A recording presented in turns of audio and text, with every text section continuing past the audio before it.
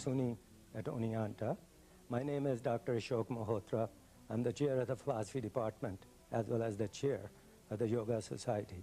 The Yoga Society was formed a couple of years ago.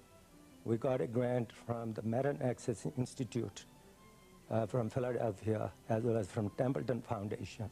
It's also supported by a grant from SUNY Oneonta. We have been running a series of lecture workshops at SUNY Oneonta once a month for the past 2 years. Today we have a wonderful speaker, Dr. Avinash Patwardan. He's not only a doctor, he's a medical doctor, not like me. I'm a philosopher. And he not only has practiced medicine, he's also a yoga practitioner. So we have a wonderful combination of science and religion, science and spirituality.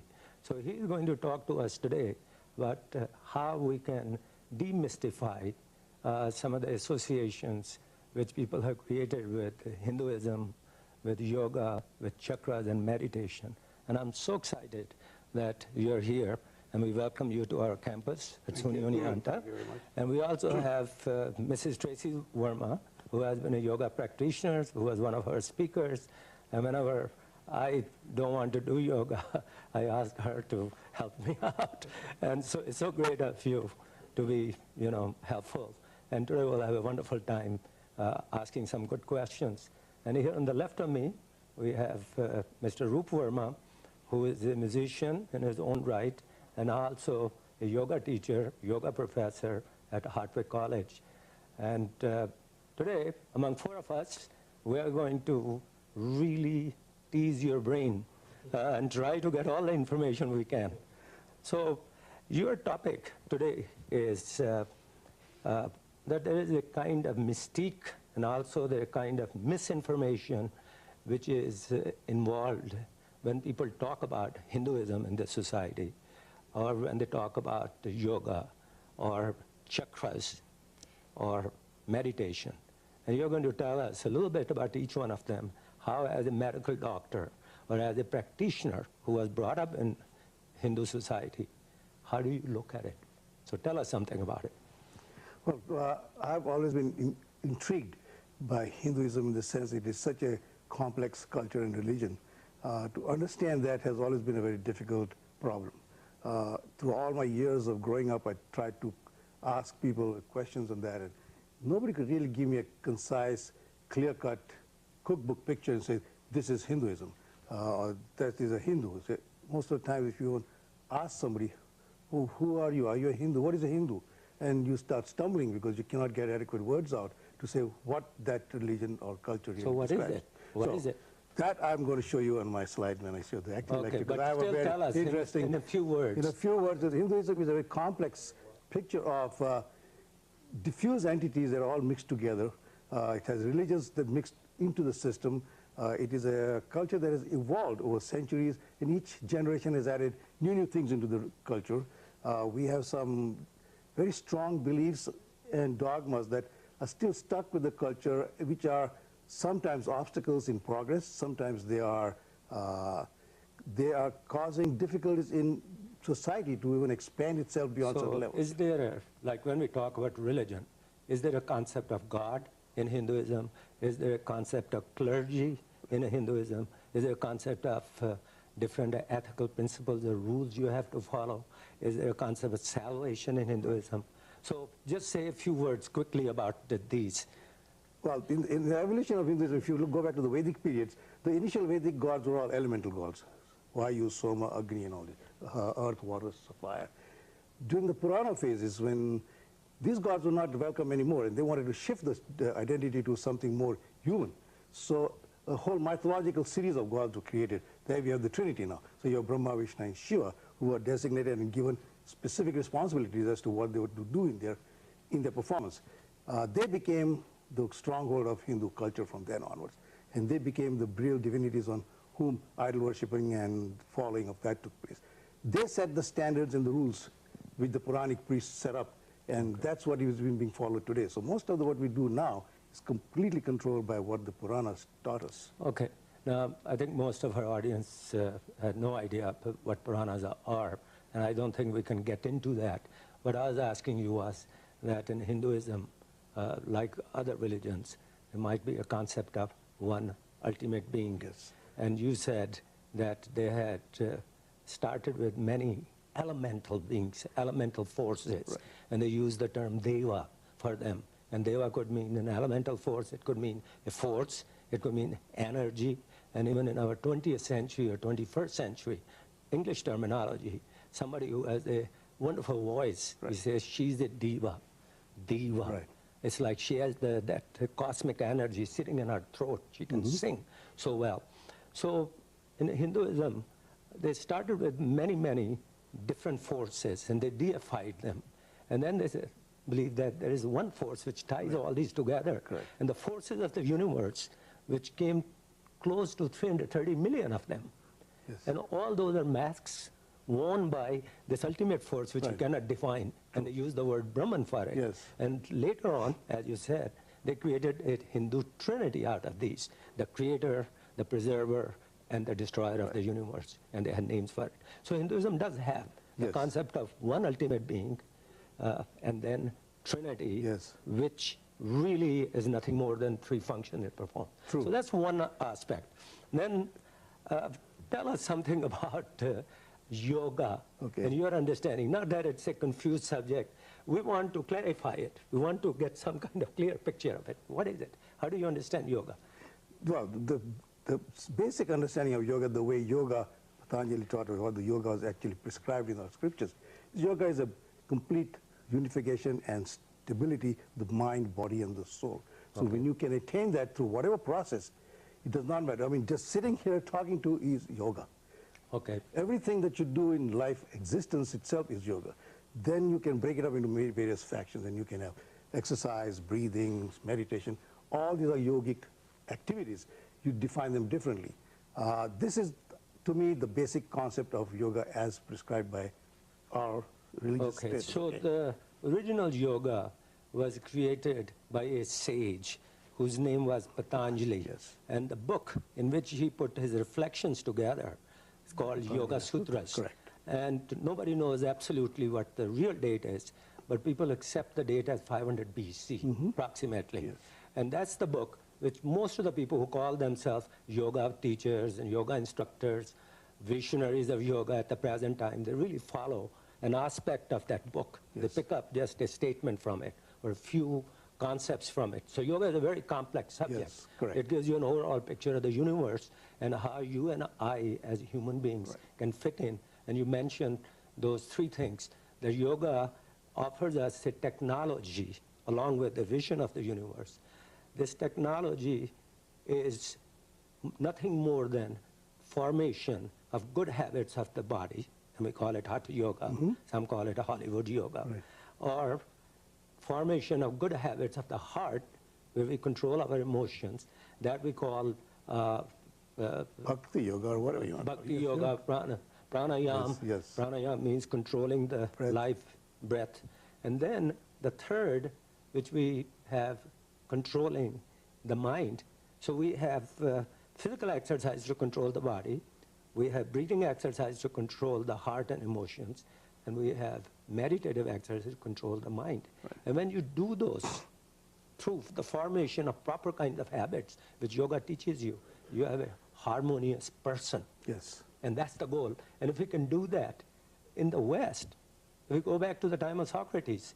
Socrates talked about the human soul. And somebody asked him in this little dialogue, Meno, and it asked him, what is virtue? He said, virtue is the harmonious functioning of the soul within a person. And soul has three parts. There's the rational part, there's the emotive part, passionate part, and then there's the appetitive part. And each one of them has to be trained, given the proper habits. And if you can create harmony in all these three, then you have created a person who has a harmonious soul, but the person of character. So in yoga, what happens is that you form good habits of the body, good habits of the heart, good habits of the mind. You have created this harmonious person, a divine life on this earth. True. And we call such a person as yogi. Yes. So That would be a true yoga, yes. That's what we aim at. But what has happened now is that part of this yoga has got deflected off in a different tangent because of commercialism. Right. And yoga just is advertised, or yoga is projected into the society in the West as a very well-built woman, very good-looking, lithe, various postures. That is what yoga's image becomes in the West, which is just one section of the yoga. Yes, being healthy and looking good is also yoga, but there's lots more to that than that. So we will actually go into depths of that when I actually talk and have pictures to show all that stuff, okay? So Roopji, you might have a question about chakras or meditation. Actually, my question is, Patanjali, we mentioned about Patanjali. Patanjali has given the 8 steps of yoga. And the first 5 steps, as my understanding is, they are relating with the external aspects of one's life and the relative life on this planet. And then there are the other 3, the last 3, which are for the inner life, soul part, or the self, or the consciousness. Right. Now, when he begins with yamas and niyamas, which are the very foundation of the whole yogic system. Now, yamas, to define yamas like non-violence, truthfulness, these are the grounding foundations for yoga.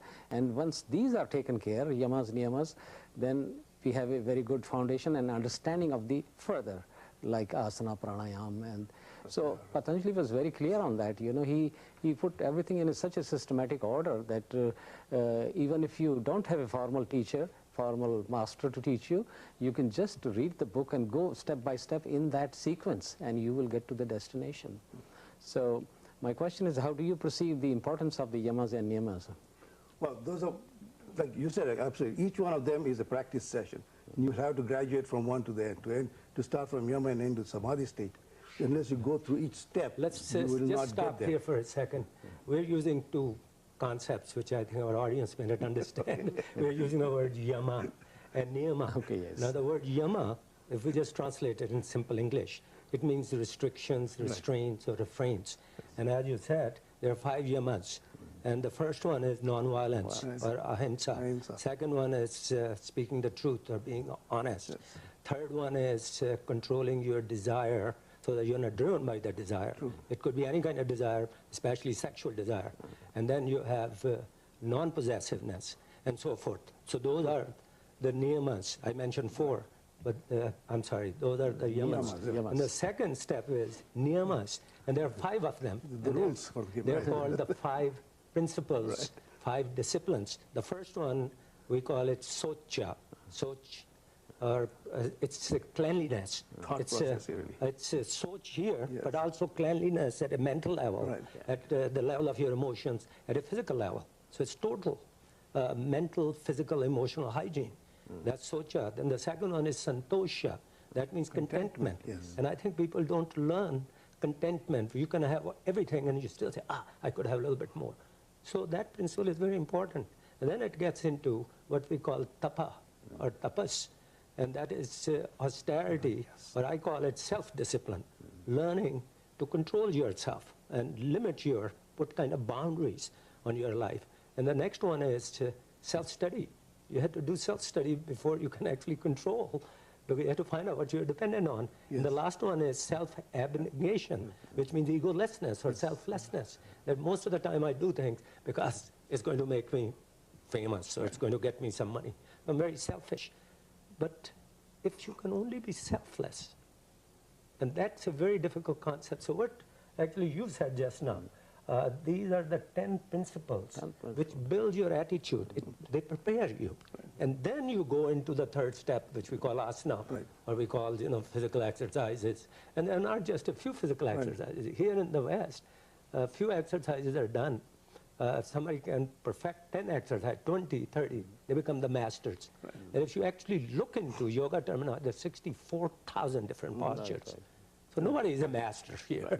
We are all little kids who are learning about the mystery of yoga. But I'll add another interesting addendum to that. There's some work now being done in medicine on all these asanas and yoga, that the asanas are important in the sense that you do the exercise, because through the exercise and movements of the muscles and the joints, there is release of certain chemicals, endorphins, and neurohormonal substances in the body, which actually enhance your immunity, immune suppressor cells and killer cells, T cells, B cells.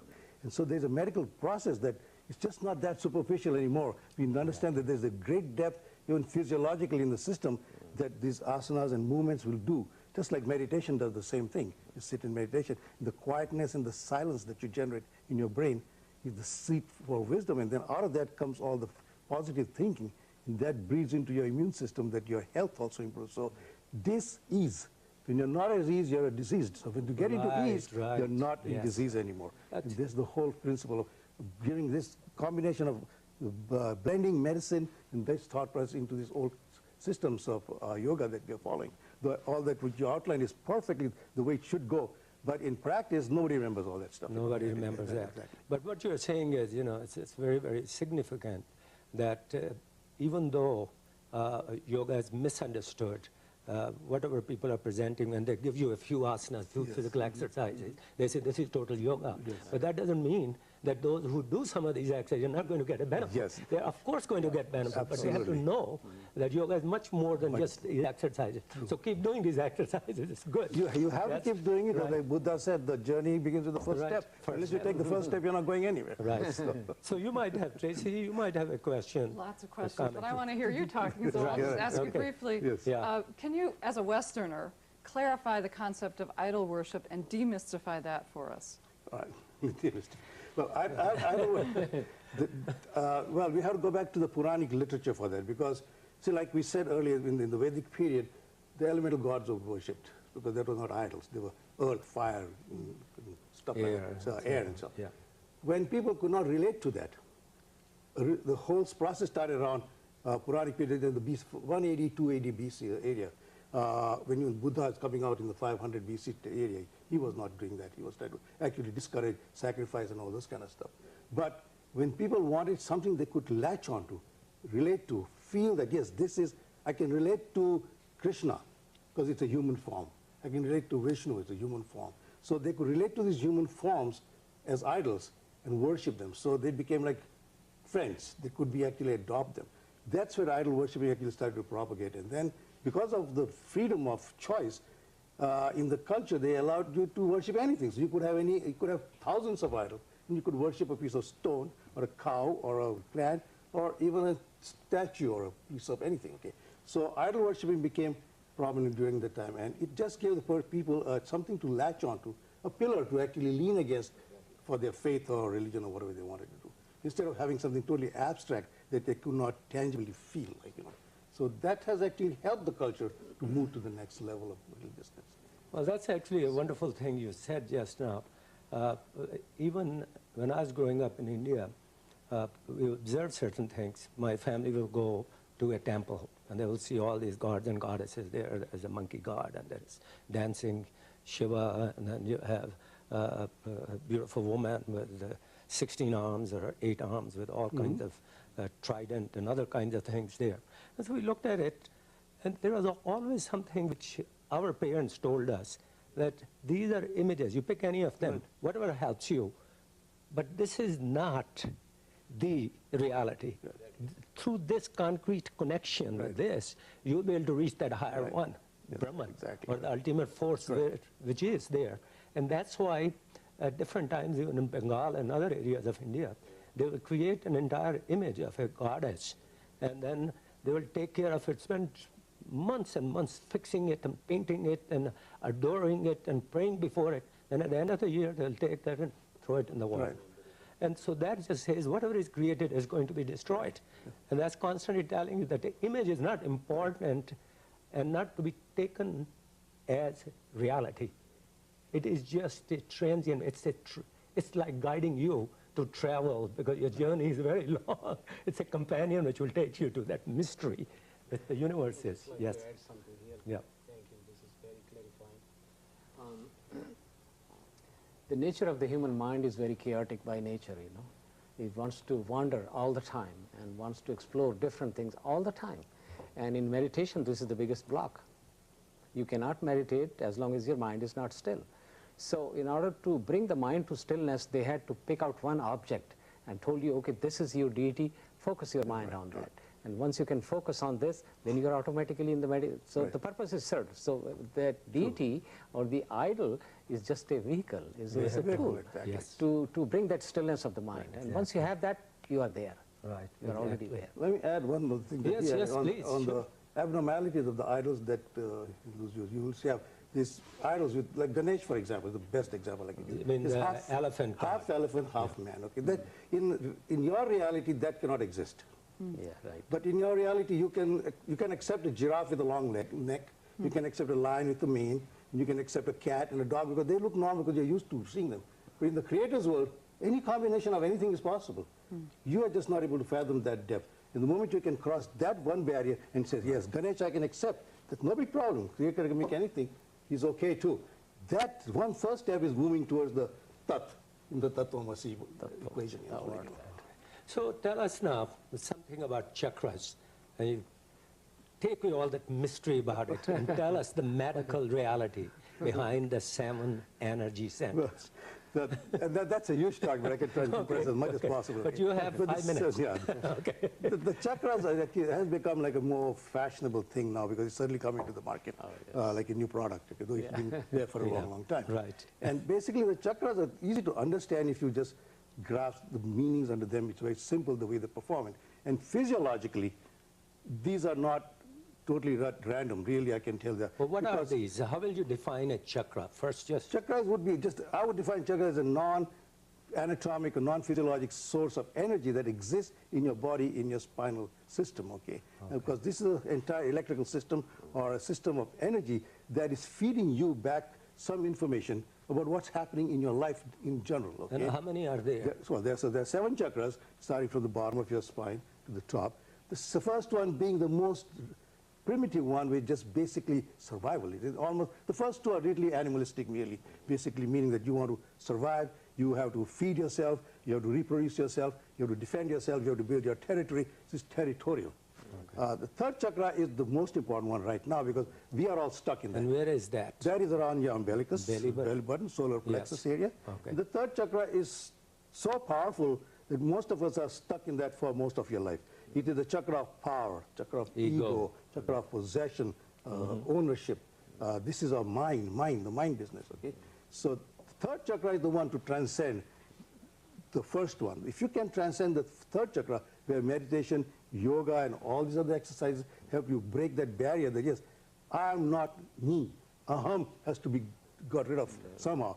The moment you somehow drop that ego and me, and you can move out of the 3rd chakra to the 4th chakra, which is the heart chakra, situated in your heart region, you start to develop love, compassion, loving other things, respecting other things around you, and appreciating them as a soul, that you and I are almost the same. Okay? We're the children of the same earth. That we are part of the same universe, and that nothing in this universe moves in isolation, so that you and I are connected.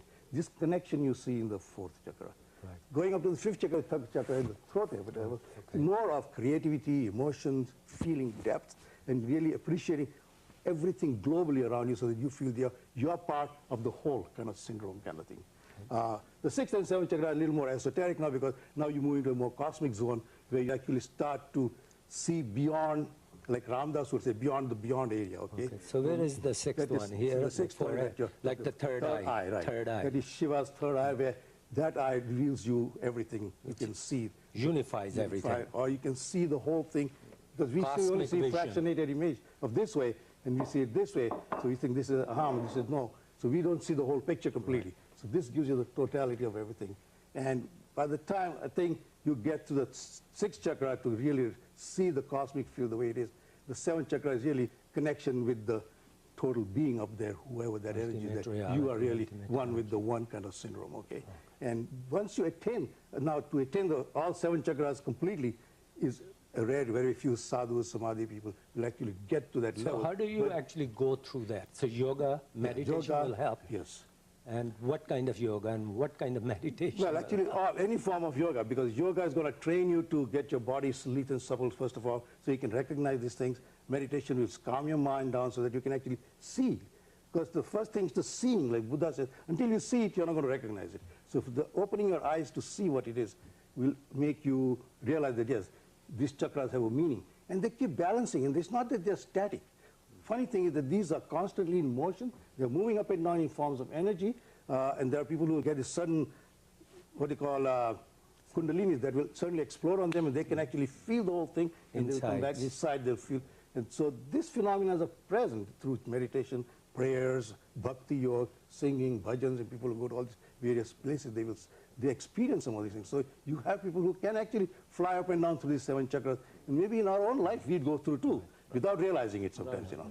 It's wonderful. We have just a couple of minutes, but what you're saying is that these 7 chakras are there.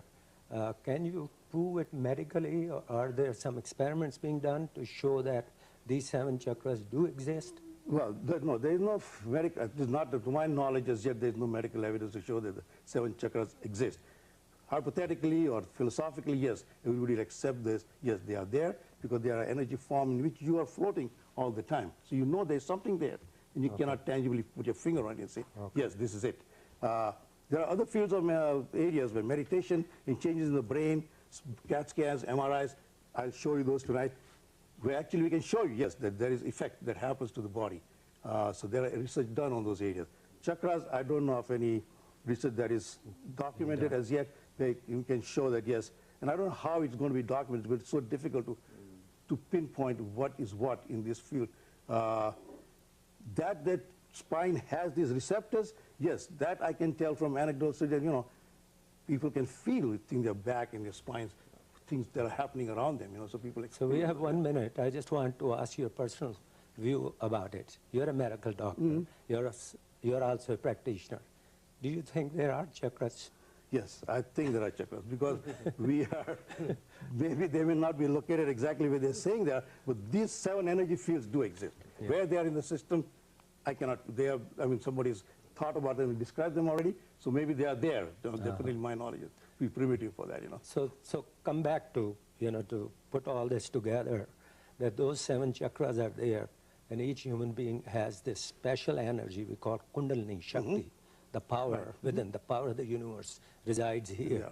Yeah. And some of these 7 chakras are blocked because of our upbringing in the society, because of the way we sit, the lack of exercise, or certain kinds of attitude we have. So when you do physical exercise, the asanas of yoga, they help you to loosen up that grip, which our habitual, conditional way of looking at the universe has on us. When you do breathing exercises, they help you open up other parts. Yes. When you do meditation exercises, using all these 3 sets of exercises which yoga presents, as you said, Ashtanga yoga, the 8 steps, they help you to loosen up all this so that energy can percolate and circulate in the best possible manner. And if we can do that, then energy will flow, and a person will be healthy, person will be healed, person will become whole, person will become holy. Right, right. So I think that's what yoga really tries to do it for us. We also have to watch that when we get to that, you do not become a phony holy, you know. Phony holy. So you really know it well, you know. Well, thank you so much, and it was wonderful talking to you. And thank you, Tracy ji, and thank you, Roopji. Yep. So this was wonderful. I told you, 29 minutes. And I did go go by quickly.